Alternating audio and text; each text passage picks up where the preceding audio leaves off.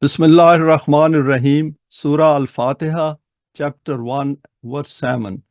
And this is the last verse of Surah Al-Fateha. Which nations destroy themselves? There is something on success as well, but I thought this is more appealing in terms of what is going on in 2024. These are the references, and I've taken some extracts like the previous presentations from the meanings of the Quran. There is more covered in the meanings of the Quran, and I have only taken out the salient points which I thought are interesting.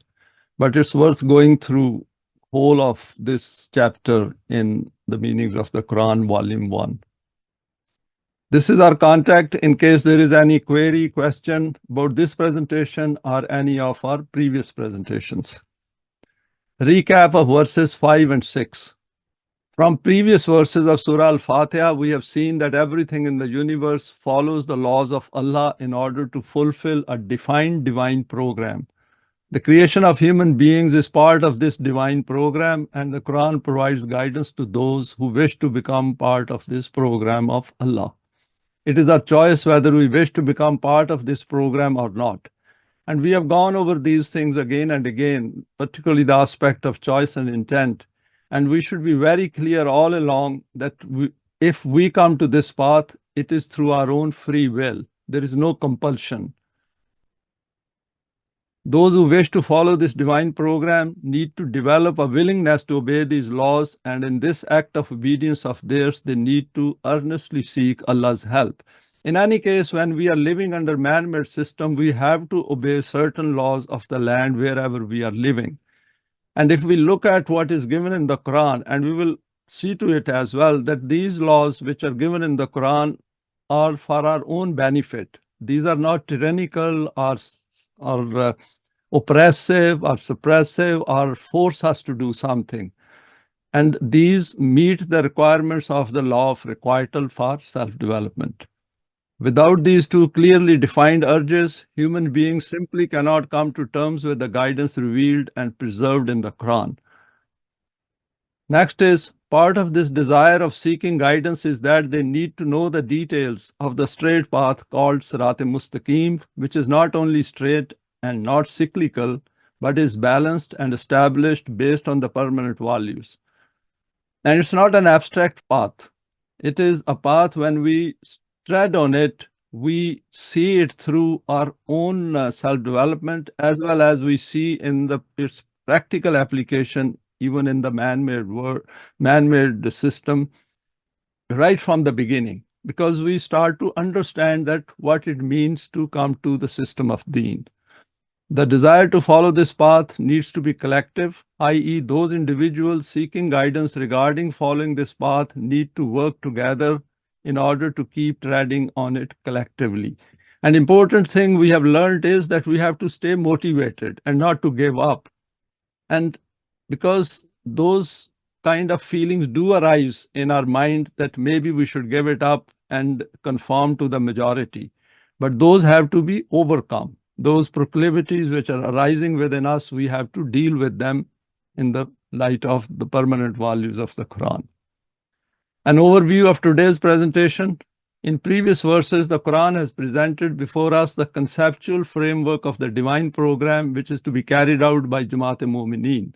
And we have seen that in our previous verses, everything is dealing with human psyche, human belief system, how to acquire conviction. After drawing their attention to the importance of transforming their psyche willingly and asking them to create a desire for the straight path, the Quran refers to the practical aspects of this straight path by referring to human history. The Quran doesn't leave things in abstract form. It gives an idea, it puts forward a value, and then asks us to refer to the practical side of it, for example, through the human history and past nations. In order to tread on this straight path, look at human history. Some examples are also quoted, and then create the desire and need to follow the path of those who were blessed with the bounties of Allah as a consequence of following this path defined by the Wahi of Allah. As long as these people obeyed the laws of Allah, they benefited from the Naima of Allah.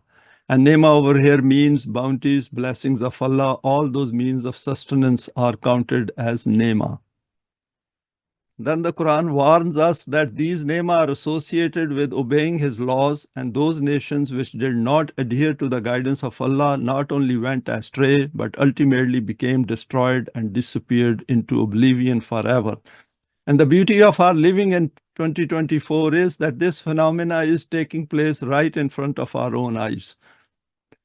We can easily relate these two aspects with the word of 2024. In this word, there is no nation which possesses those Nema which are referred to in this verse.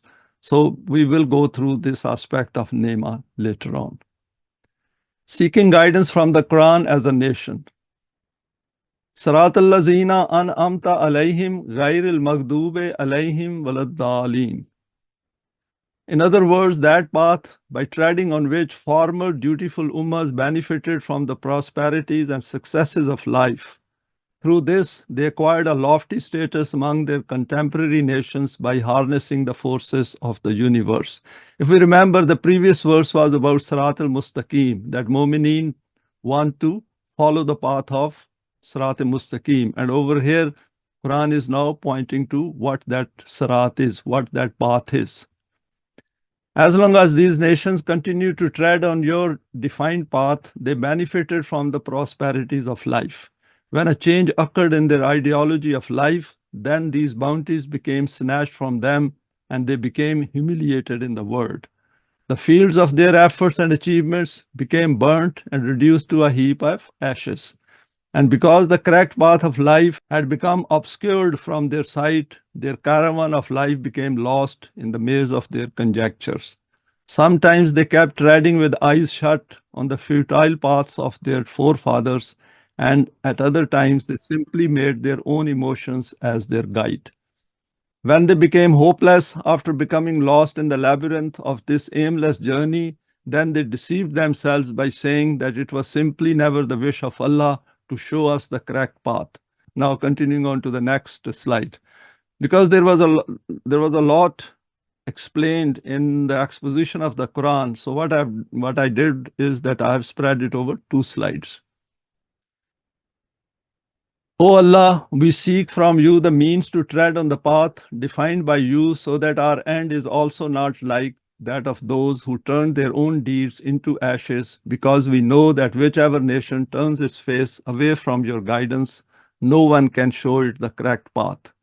Together with this, we also know that this path can only appear in front of those who make the effort to search for it. And that is an important point. The path doesn't appear before us unless we are looking for it. We also seek from you the means to strive for it. Now, what I've done over here is in the next 2 slides, I've put forward some of the natural resources and their pictures, just to share few important aspects of human cognition. Now, these are some of the means of sustenance which are available in the world. And basically, land is the main source. Directly and indirectly, everything comes out of it for our use. And it includes, for example, animal resources, minerals, rocks, sunshine, crude oil and gas, water resources, wind power, forest resources, land resources, where we get all kinds of food, and natural gas is given over here as a separate entity. These are for utilization by the resource called human cognitive potentials, and we get this free. And that is an important aspect. For example, I'm sharing this presentation with all of you using my cognitive potentials. And we know that on this platform, how much we have benefited in terms of developing our latent potentials of this resource. So this resource, without this resource, all these natural resources are meaningless. For an animal, for a sheep, it means nothing. But for us, this means a lot. A few examples of the utilization of these resources. And these are the natural resources, and whole planet is placed at our disposal. In fact, even the outer atmosphere where human beings have sent probes to explore further is also being placed under our control. And then it's not only the physical resources. Since we have aesthetic sense, we can also appreciate the beauty of the earth in various parts. And this is something very interesting as well. All created for mankind. Now, human beings, we know that we have a very well-developed nervous system, brain, which helps us to make decisions, and we also have a body. I plus human body plus brain, which gives us mind. And we get choice and intent through it, free to create using these resources by using intellect and reasoning, and intellect and reasoning is a resource in itself.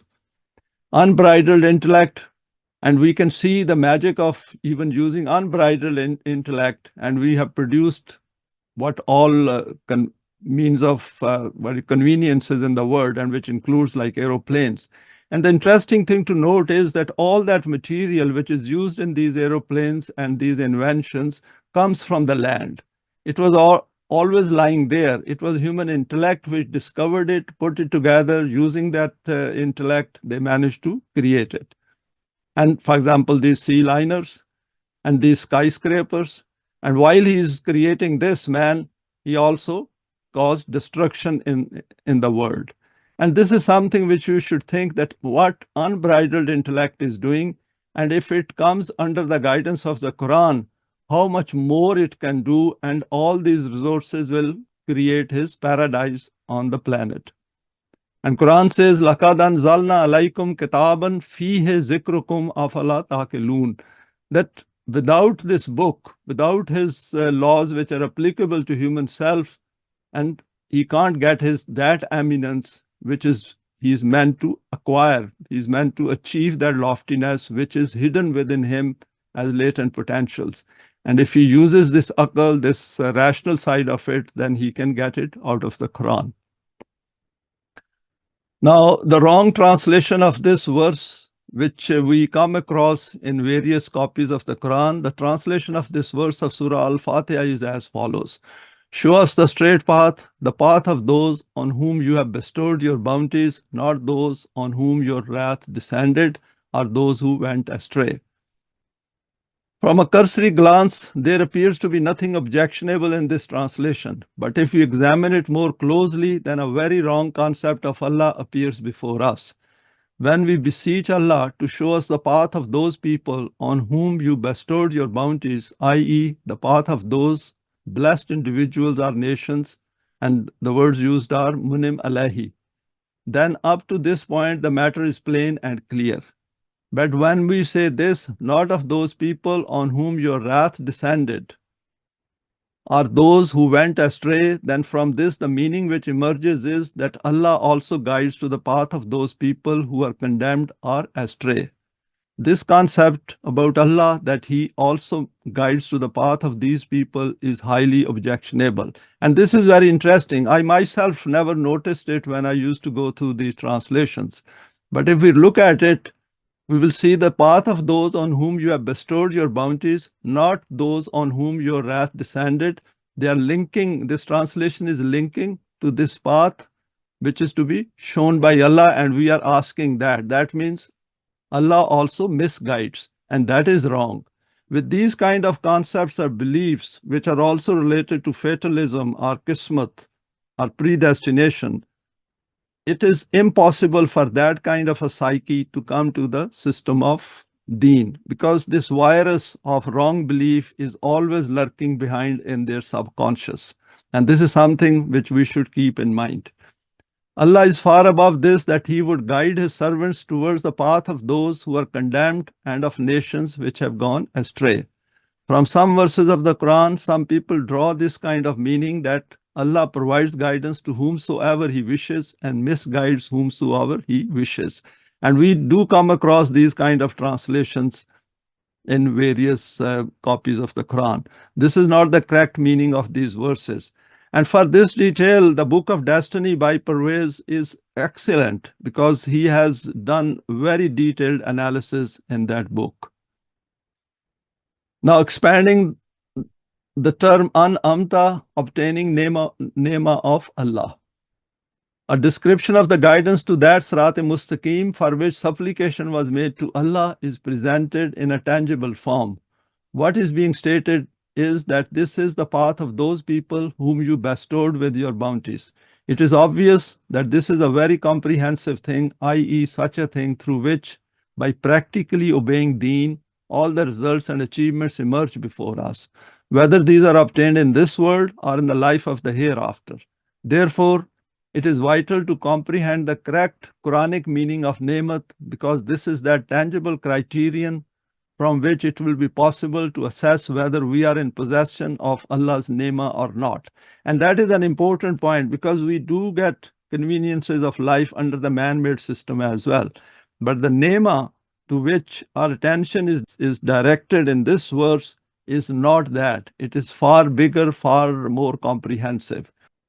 If we do possess these, then our Iman is Iman according to Quranic terminology, and our deeds are righteous deeds, are Amal-e-Saleh. Because then these bring out those latent potentials which are required for self-development and then for the establishment of this system of Deen, where these Nema will be equitably distributed throughout the mankind. If these are not possessed, then that which we call Iman and righteous deeds, through which we may satisfy our heart by giving it false contentment, will be no more than a self-deception. And this is what is going on in the domain of religion, and in fact in every religion, because as long as human beings are beneficiaries of the man-made system, they think their God is very happy and pleased with them. Now, explaining the root and citing some examples. There is a plant among the Arabs which they call tanimatun. Its leaves are soft and delicate, evergreen and beautiful. It grows on water, as a result of which there is never any alteration in its freshness and bloom. But together with this, the meaning of elevation and successfulness is included in its root. And I have mentioned the root over here in English as well as in Arabic.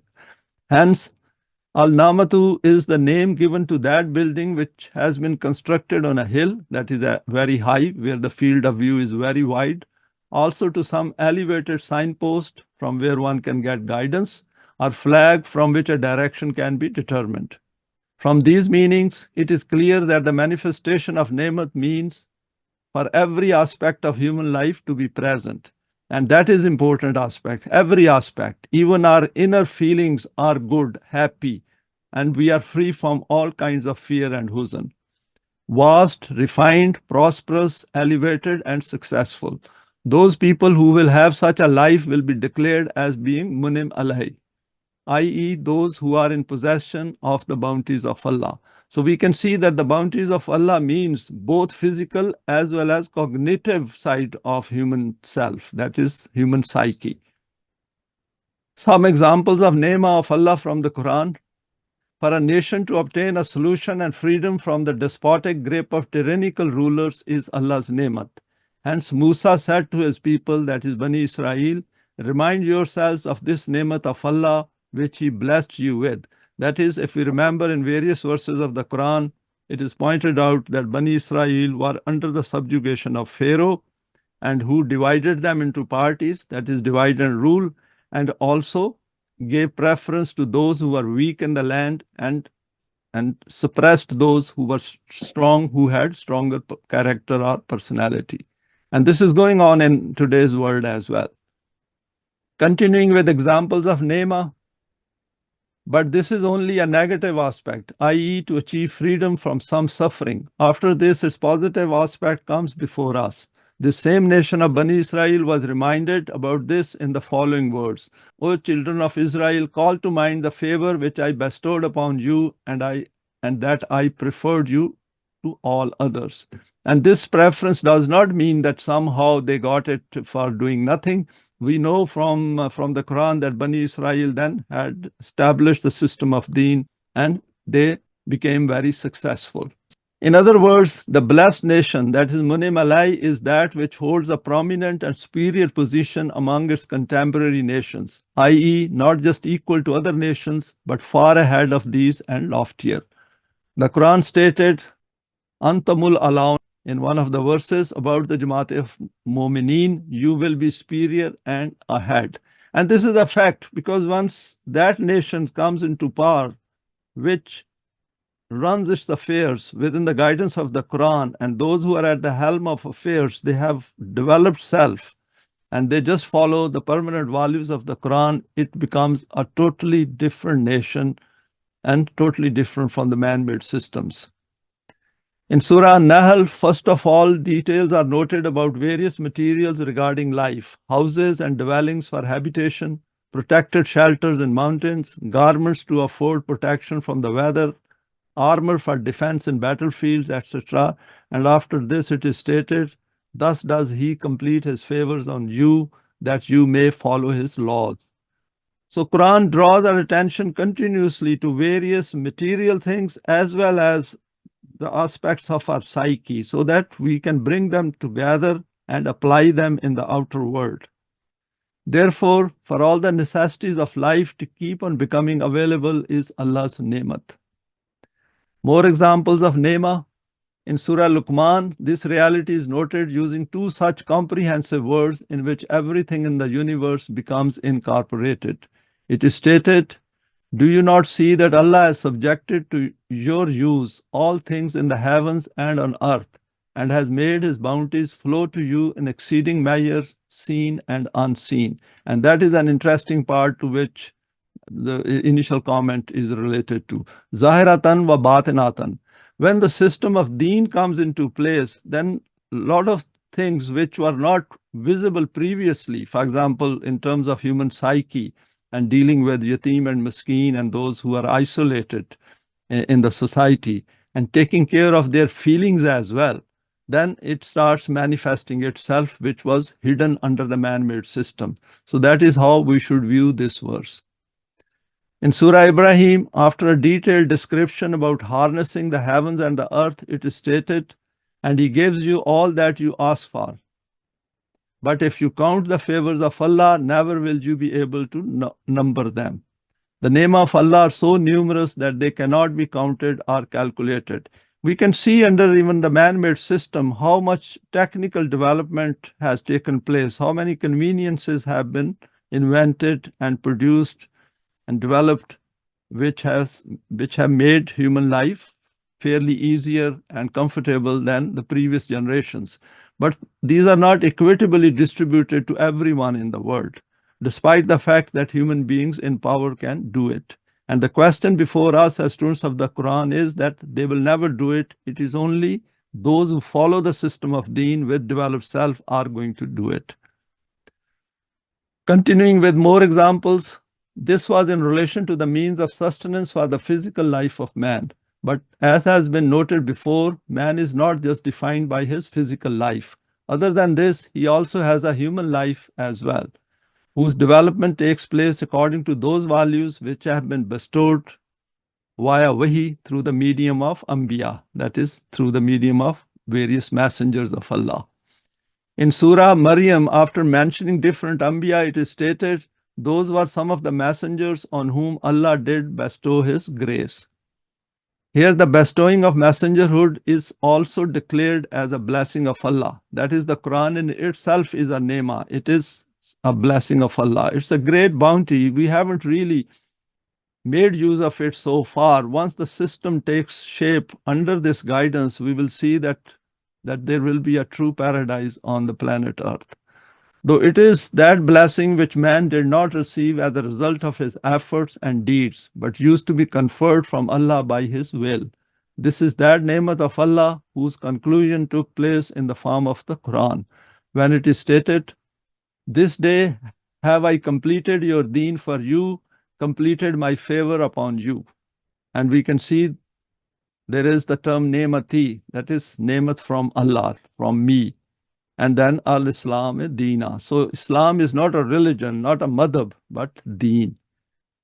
Consequently, all mankind will now be able to benefit from this ni'mat of Wahi via the Quran till the day of judgment.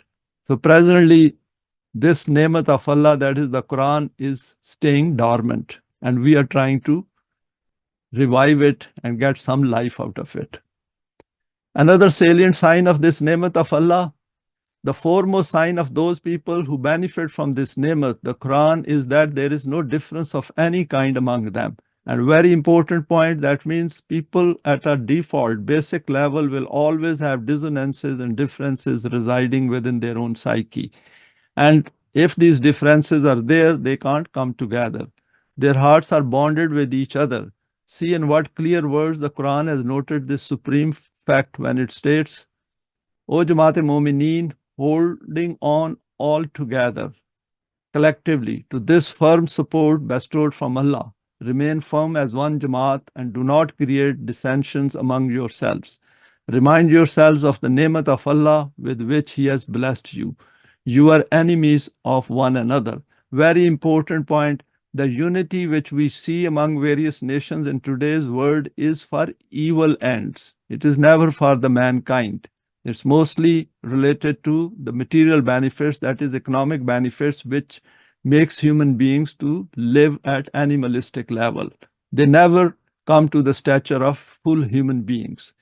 He joined your hearts with each other, did not merely unite you outwardly, and in this way made you brethren. This is a great ni'mat of His. You had reached the brink of the hell of destruction and ruin. He saved you from falling into it. And this is our default position of human beings, and we can see that because people who think life will end with death and there is no higher purpose of life, they can never ever create peace in the world. In this way, Allah makes His signs clear so that you keep treading on the right path. And I've quoted the verse over here in Arabic as well. Now, next slide is Naima become available by obeying the guidance of Allah, not by obeying man-made systems. And Quran calls it system of Taghut. From the above explanations, this reality has become apparent to us what those things are which have been declared as Naima by Allah. And who are those Munim Alahi, that is the blessed people who treaded on Allah's designated Sirat-e-Mustaqim before us, and in order to follow whose path a supplication has been taught to us. And this desire we have to create within us by moving our mind, our thoughts away from the man-made system, and all the time think that who are those people who are Munim Alai noted in the Quran. But it is obvious that these Naima of Allah cannot be acquired merely by engaging in supplications. These are the natural consequence of Iman and righteous deeds, except Nubuwwat, which was received externally. Nubuwwat is not an issue in today's world because we already have the Quran. And in any case, Nubuwwat is a means of transmitting Allah's Wahi to one man, and then he has to pass it on to others while following himself. So this is a non-issue, and one should never waste any time thinking about these things because these divert from the real issues of life. According to the Quran, Jannat is that place in the journey of life where these Naima of Allah become concentrated in their most exalted form. And these have to be concentrated because these take into account both physical and cognitive side of human living. It is stated about this Jannat, how excellent a reward for those who work righteousness. What a glorious reward it is for those who work hard with which they have been remunerated. To achieve this and make it sustainable, a detailed program has been given in Surah An-Nisa, which we will present in its own place. Here it is sufficient to say that the companionship of these Munim Alai people is acquired by obeying the divine system. It's worth having a look on these verses. Naima of Allah are linked to His laws. The next issue is that obtaining these Naima of Allah is not an end in itself. It is also necessary to assess how these Naima are utilized. If they are brought into use according to the values and laws of Allah, then this is termed as Shukr-e-Nemat, expressing gratitude for these blessings. And if they are utilized against these, then the Quran declares this as being Kufran-e-Nemat, that is denying these blessings. And it's important that even those of us who are beneficiary of the man-made system should extend their mind and start thinking in a way that we would like every human being to benefit from these economic benefits which human beings have created. And then also think that what is given in the Quran in terms of change in human psyche, we should concentrate on that people when they acquire these material benefits, they should also be able to develop themselves so that they are free from all these anxieties and fears created by man-made system. It is on this basis that it is stated that they will be questioned, how did you utilize Allah's Naima? Then shall you be questioned that day about Naima. And we had covered this presentation previously. Summa la tusalunna yawma izin anin naim. If these divine Naima are utilized wrongly against the Quran, then these are snatched away, whose first consequence is that that nation becomes inflicted with the consequences of fear and hunger. Very important. When we do not follow the Quran, we will always have fear, and fear in itself as a psychological attribute or negative aspect, and also fear of hunger. In Surah An-Nahl, it is stated that Allah wishes to illustrate this reality through a metaphor. There was a habitation whose inhabitants enjoyed peace as well as tranquility.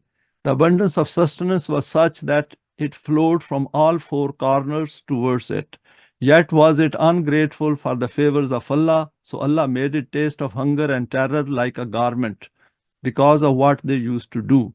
And this is important about human psyche, that if we are suffering from stress, anxiety, fear, and uncertainty about our economic affairs, that is, we are not sure about our job or we have become jobless, then we cannot bring out our best, because the ability to bring out our latent potentials will not be there. We'll be all the time worried about our basic needs.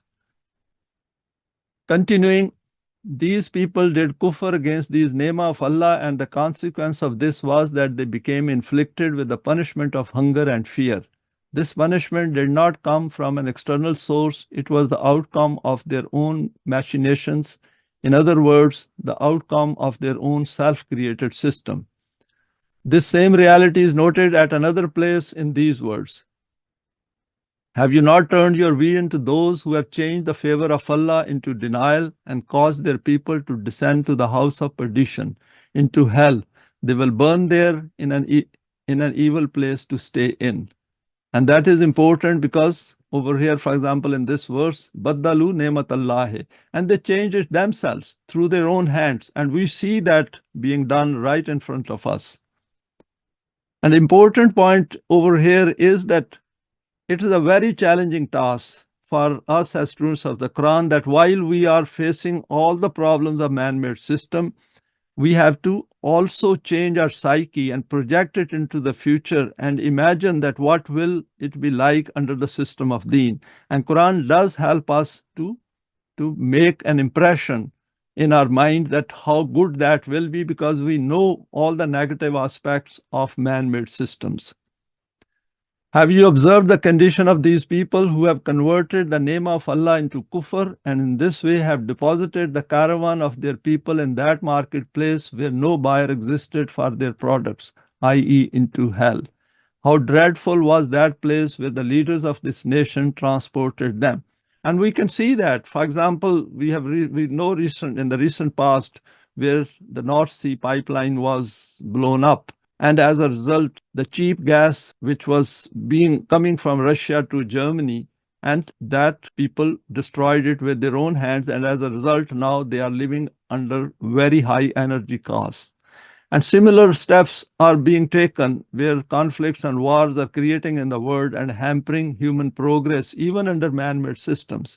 And this is a very serious human psyche problems, because these people at the top, they never stay at the same place, and they never develop that kind of, should I say, patience and welfare-oriented outlook for the good of mankind. Because deep down, they start hating others. And this is one of the traits of Iblis and Shaitan. But those responsible are not only the leaders of this nation, the whole nation is responsible for this. We can witness many examples of this in the world of 2024. Human psyche plays the central role. In this regard, the Quran has decreed this principle. This is because Allah will never change the blessing which He has bestowed on a people until they change what is in their own selves. And verily, Allah is He who hears and knows all things. We have gone through this verse previously as well. This is because Allah never creates any change in those nema which a nation has acquired until the time that the nation does not bring about mental and psychological changes within itself. Remember, the decisions of Allah are not made randomly and blindly. It is obvious from this that the fundamental condition for obtaining nema and for their loss is the change in the psyche of a nation. And psyche of a nation is sum total of individuals. If this change is in the right direction according to Allah's guidance, then this will be called Iman, i.e., this will be the consequence of Iman. And if it is in the wrong direction, then this will be termed as Kufr. Now we go to the next term used in the verse explaining al-Maghdub, and over here I've given the English root, and Arabic root is given over here. In the basic meanings of the word ghadab, the propensity for intensity, power, heat, supremacy, ascendancy, and grip are found.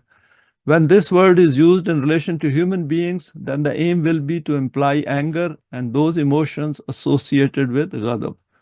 But Allah is above and beyond human emotions. Hence, when this word is used in relation to Allah, then it will mean the firm grip of Allah's law of requital. That same meaning which is noted in such verses as, truly strong is the grip of your Rabb, so we seized him, that is Pharaoh, with a heavy punishment.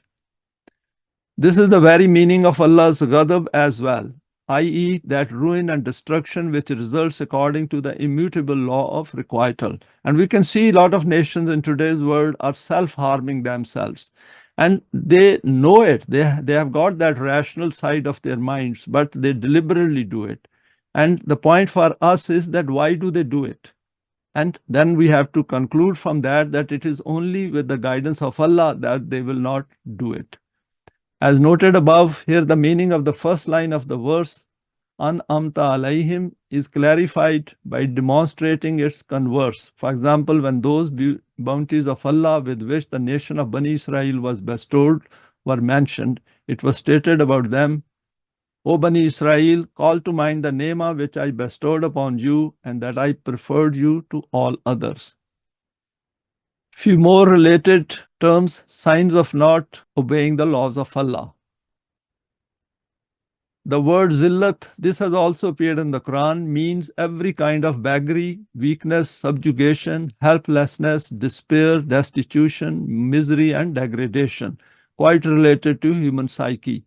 Over there was supremacy, and here there is humiliation and lowly existence. From this, the meaning of Allah's bounties and Allah's punishment becomes evident. And there is another word, the word is maskanat.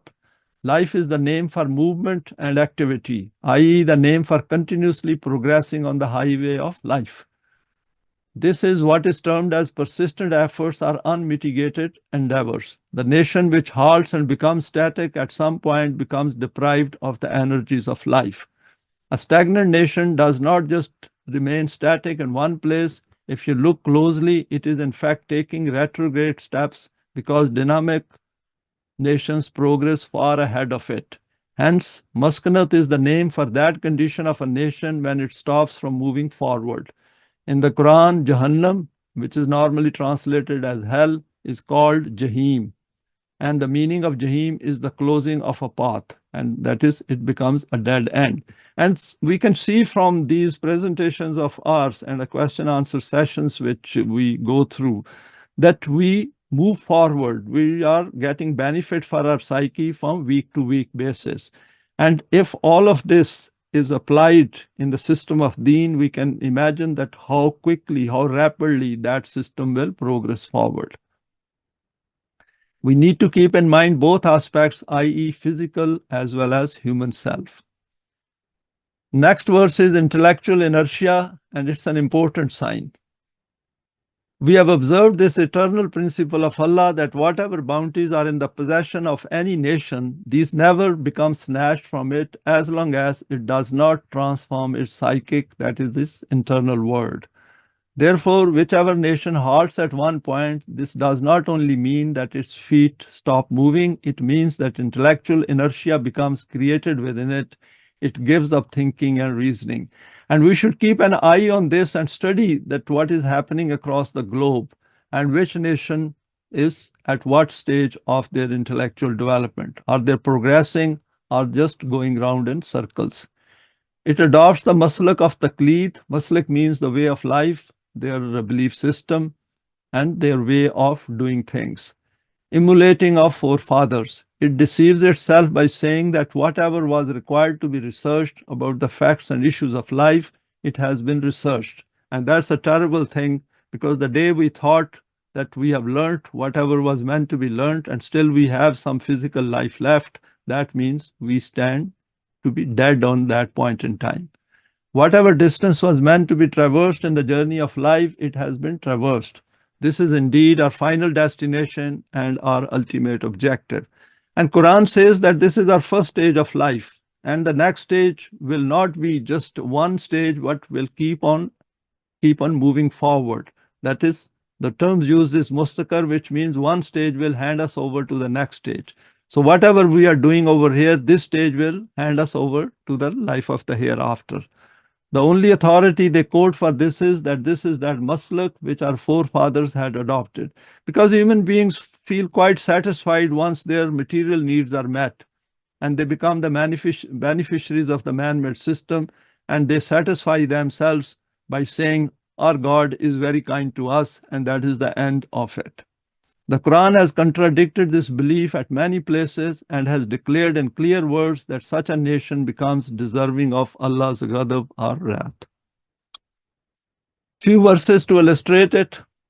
In Surah Al-Araf, it is stated regarding the people of Ad, and it was a nation which was destroyed in the past, that when their messenger Hud invited them to obedience of the sole sovereignty of Allah, they retorted, do you want us to give up the cult of our forefathers? In response to this, Hud said that this path of yours and your insistence on remaining on it provides evidence of this fact that he said, that is, the messenger said, punishment and wrath have already come upon you from your Rabb. Dispute you with me over names which you have devised. That is, all these rituals are just names which these people follow and practice. You and your fathers without authority from Allah. Then wait, I am amongst you also waiting. And we cut off the roots of those who rejected our signs and did not accept Iman. Because once the time of respite of their deeds ends, then these nations disappear. And we are seeing that process taking place right in front of our own eyes. One of the signs which was mentioned of a blessed nation was that the hearts of the members of this nation are bounded together. Their mutual love and affection have reached to an extremity. Contrary to this, the Quran has stated that if the state of a nation becomes such that they start cutting each other's throats, then the wrath of Allah descends upon them, and the whole of system of democracy is about cutting each other's throats and stabbing each other in the back, and continuously accusing each other. In Surah An-Nisa, it is stated, if someone kills a Momin intentionally, his recompense is hell, to abide therein, and the wrath and curse of Allah are upon him, and a dreadful penalty is prepared for him. Another important term, the word sakht is also used, which is also noted in the Quran, is very nearly a synonym of ghadab. The point at which this word has been used is worthy of deep reflection. The code of life which is revealed by Allah is complete, and obedience to it means that this complete code should be followed fully, i.e., such a system should be established in which all matters are resolved according to this very code. If it so happens that some matters are settled according to Allah's laws and some through self-devised laws or according to the codes of other nations, then the consequence of this dualism can be nothing other than humiliation and ruin. Because when there is a dualism comes to our own mind, our own consciousness, then we are not sure. We don't stay on one path. That is, if we think we are following Sirat al-Mustaqim, and we also bring in other laws, man-made laws, our own desires into it, then essentially we are not in Sirat al-Mustaqim, and we have to think about it and check the veracity of it using the Quran. And that is why it is a collective effort, so that we become witnesses on each other. The verdict about such a nation is that it is maghdube alayhi, condemned to punishment. A clarification of this is given in another verse by saying that the condition of some people is such that after clear guidance reaching them from Allah, they revert to their previous path. This is called irtidad, i.e. apostasy. The end of these people is very painful. Those who turn back as apostates after guidance was clearly shown to them, this because they said to those who hate what Allah has revealed, we will obey you in part of the matter. That is, what suits us, we will obey that, rest we will reject. But Allah knows their inner secrets, this because they followed that which called forth the wrath of Allah, and they hated Allah's good pleasure in disagreement with the laws of Allah. So He made their deeds of no effect. Because if we are trying to follow intellectually on two paths at the same time, then the path which is wrong, that is the one which will decide our fate. That is, our self will not develop. Religious beliefs create shirk. The last words of the verse merit close attention. What is stated here is that in some matters these people obey non-divine laws. From this, the mind begins to think that they should definitely be rewarded for those matters in which they follow the divine code, i.e., not all of their deeds should go to waste. And this is a very interesting comment, because when Quran says وَالضَّالِينَ, it is that they think they are guided, whereas they are not, because they are not checking it with the Quran. They are following their own desires, and what suits from the Quran, they try to follow that. And this kind of duality or this kind of shirk will never give us that self-development which is required for the system of deen in this world and for our successful life in the hereafter. This misgiving is based on a shallow perception. If you look at it in greater depth, this reality will become evident that the natural outcome of following such path is that all the efforts and deeds of an individual will go to waste. Let us understand it through an example. If in your treatment from a physician, you take some ingredients from his prescription and some ingredients from the prescription of another healer, just think whether these different ingredients will produce their correct outcome, or will all of your efforts become wasted.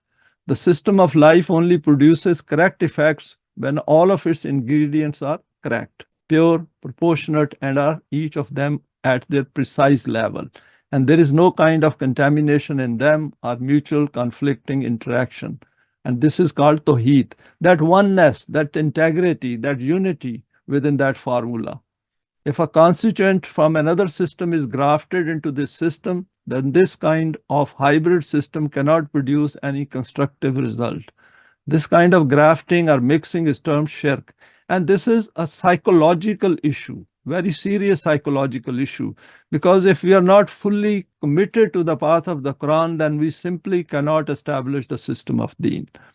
Deen is the name for the system which is based on Tawheed. So it's not a mechanical system that one can implement these laws by force and by mechanically in any society. If people who are trying to do this, their own psyche hasn't changed, has not become Momin precisely the way Quran is asking us, then forget about this system of deen.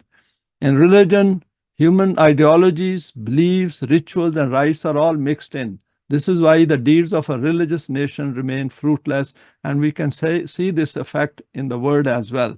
The secular, purely secular nations which believe in cause and effect and make use of all the natural resources to acquire power, they are superior to those who are not using their mind and very ritualized and very religious.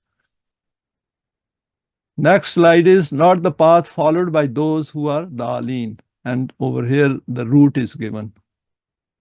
The Quran declares all paths as unguided of life followed by human beings as going astray. So all those paths which Quran people follow without the guidance of the Quran are 100% equal to going astray. They will get nothing because they can't develop their self on the lines on which the Quran is inviting us. And it's a serious matter.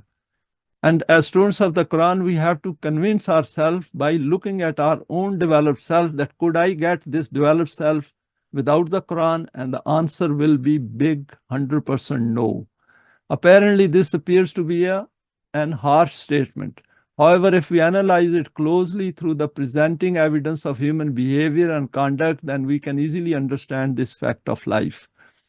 About the last messenger, it states, وَوَجَدَكَ دَالًا فَهَدَى, we found you looking for guidance and guided you. So that means if the messenger was not looking for guidance, then he wouldn't have been in that state in which he could get the Wahi of Allah.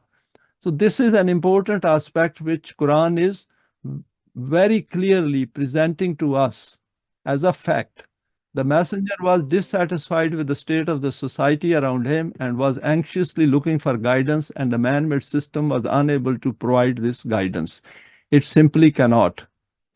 Another important aspect of this misguidance in verse, Rasulam minhum yatlu alayhim ayatihi wa yuzakkihim wa yuallimuhumul kataba wal hikmata wa in kanu min qablu lafi zalalim mubin.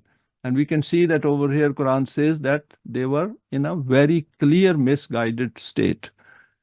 A messenger among them themselves to rehearse to them his verses to help self-development and educate in the book and its hikmat, although they had been before this in a state of unguided. Continuing with this theme of Ad-Dalin, in verse, for example, 36-47, Quran says, and when they are told, keep open the rizq bestowed by Allah, those who resort to kufr say to those who have iman, shall we then feed those whom, if Allah had so willed, he would have fed himself? You are nothing but in a state of misguidance. So whole issue of taqdeer has been nullified in this verse where Quran says that those who are on the path of kufr, when they are told that you should share these bounties of Allah, these means of sustenance with others, they say, why should we? Allah should feed them directly. And Quran says they are in a state of zalalim mubin. And whole of religious domain is based on this. And that is why nothing gets done. That is why there are clear demarcations and classes in all these countries and nations where poor keep becoming poorer and rich keep becoming richer because they think that richness has come from the direction of Allah. So their concept of Allah is unjust. Those who have kufr in their hearts but through words try to display iman in Allah and the hereafter, the Quran declares about them, these are those who have bartered guidance for misguidance, but their commerce is profitless and they have lost the direction. And this is very serious flaw in human psyche when they think that Allah's words can be exchanged for getting some paltry financial benefits. And we see plenty of these examples in the religious domain. In another place, it is stated about those who are immersed in the domain of deep religiosity, not supported by the Quran. Alladhina dalla sayuhum fil hayatid dunya wa hum yasabuna annahum yuhsinuna sun'a.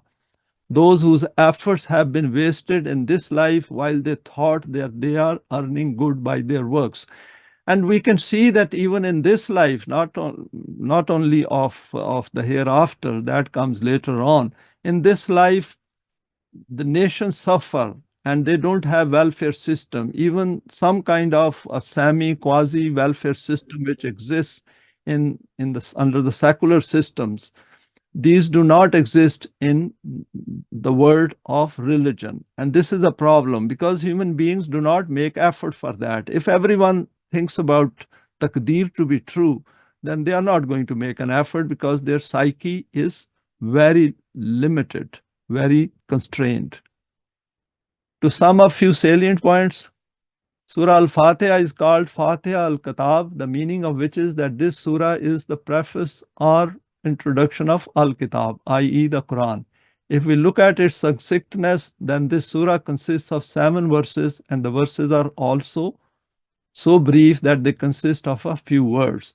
But the state of its comprehensiveness is such that the fundamental teaching of the Quran and the essence of the system of Deen has been compressed into it and appears in such a way as if the whole of the sky is being reflected in the pupil of the eye. And we have gone through these aspects, some of these aspects which are covered in Surah Al-Fateha. And it makes it very clear that it is not about just, reciting it in prayers and going over it. It is In fact, if we do that, then we do gross injustice to this surah as well as to our own self. And by doing that, we are actually damaging our own self, because we are keeping ourselves away from the self-development aspect which we get out of this surah by understanding what is noted in it. Allah has created human beings possessing choice and intent together with other latent potentials in order to develop and manifest these potentials in the light of the divine guidance for a higher purpose of acquiring higher eminence and loftiness. And it means that without acquiring this eminence and loftiness, we simply cannot be of any use to the system of deen, because we haven't understood it. We haven't accepted it. We are just going through, rattling through it by, like a parrot, and not understanding what is stated in it, not pausing and reflecting in every aspect of this surah. As the first stage of this divine program, man is placed on the earth where all requisite means of sustenance are placed for him so that he can use his creative potentials under the permanent values revealed in the Quran and to create a world of his own. In this, he should make use of the divine attributes of Rahman and Rahim, together with other attributes, to develop his self, which will enable him to establish the system of deen. And we remember Rahman is related to emergent evolution and Rahim is related to progressive evolution. And at every point in time in the system, in the use of our psyche, we have to keep this in mind. Now, continuing some more points. Since man possesses intellectual and reasoning prowess, hence he can use these traits and come to the conclusion, after observing the functioning of the laws in the physical world, that if he goes for the divine guidance, then his communal life on the planet will also be in harmony and peace, just like the outer world and the universe. However, if he chooses to follow the path of his own unbridled desires, then his worldly life will become chaotic and conflict-ridden, and he will live a life full of fear and grief. The choice is left to him. In the present world, most of the human beings haven't heard about the Quran and the system of deen, and they take it for granted that man-made system is the only one, the only choice they have available to them. Those people who choose to follow the path of the Quran, they will be guided onto the path defined by Allah, and it is called, as we know, Sirat al-Mustaqim. This path is straight and balanced and will lead them to the intended destination, i.e., self-development and establishment of the system of deen in the world.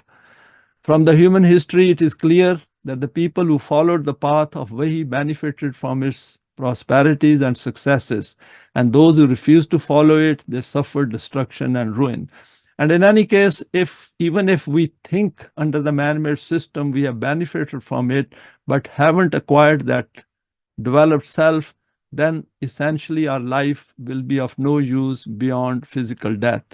And by virtue of possessing divine energy, which gives us self, and of course it has those attributes of choice and intent, we will have some kind of a survival in the hereafter, but that won't be life. Life means to keep moving forward, to advance forward, to progress, to go from one stage to another stage. And the purpose for which we have been created is to create a new life over here, a developed self, and then keep on benefiting from that developed self in the life of the hereafter. Now, finally, one verse to conclude it. وَإِن تُطِعْ أَكْثَرَ مَنْ فِي الْأَرْضِ يُضِلُّكَ عَنْ سَبِيلِ اللَّهِ إِنْ يَتَّبِعُونَ إِلَّا الظَّنَّ وَإِنْ هُمْ إِلَّا يَخْرُصُونَ.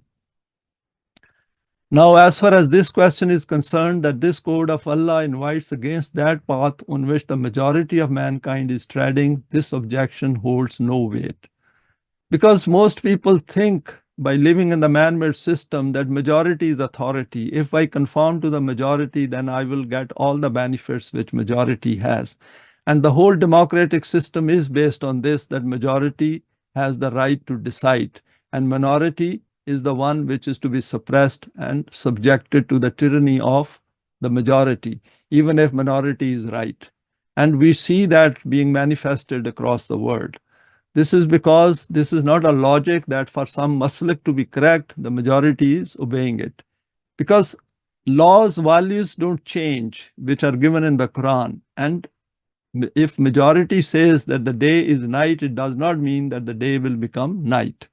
If we have a self which has the potentials to develop itself, and majority thinks that the life will end with death, that means they are wrong, they are false, they are batil. If according to this presumption you start to follow the majority of the people, then this thing will turn you away from the path of Allah and will lead you astray. The state of the majority of people in the world is such that these people merely pursue conjecture and guesswork. And this is very clearly evident. When we go through the Quran and acquire a developed self, we know hereafter exists. Whereas people will have all kinds of speculations and doubts and suspicions, for example, even in the man-made world, even in the religious domain, that we think there may be life in the hereafter, but they will never be sure. And if they are never sure, their self can never ever develop. And instead of establish facts, because Quran wants us to remove all our doubts and suspicions about life and never to be conjectural about it. Keep making use of speculations. Contrary to this, whatever the Wahi of Allah presents, that is totally based on knowledge and truth. And that aspect will be covered at the beginning of Surah Al-Baqarah. Now, here we come to the end of Surah Al-Fateha. We have seen that in this surah, Allah has invited us to the procedure of how to acquire the desire and need willingly to obey His laws in relation to the system of deen, and pointed to the modus operandi of transforming our psyche in order to make a commitment to the path of those who reap the benefits of following His guidance in the world. Thanks for your time and for sharing this today. Please feel free to share it with your contacts. You may like to subscribe for future talks related to the Quranic system of deen.